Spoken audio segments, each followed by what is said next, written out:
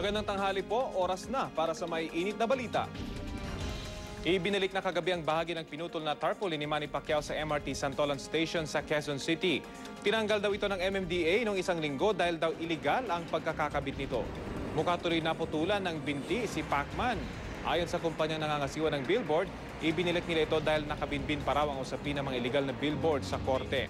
Ikinatuwa naman ng mga taong napapadaan sa lugar ang pagkakabuo uli ng billboard ng pambansang kamao. Naway nabusog po kayo sa mainit na balita sa oras na ito. Para sa iba pang malalaking balita, mag-log on sa www.gmanews.tv. Para naman makatanggap ng mga pinakabagong balita via text, itype lamang po ang GMA News space on at isend sa 4627. 26 na araw na lang po, Pasko na. Magkita-kita po tayo sa Lunes, alas 12 in punto, para sa mga balitang walang kinikilingan, walang pinoprotektahan. Walang kasinungalingan, serbisyong totoo lamang.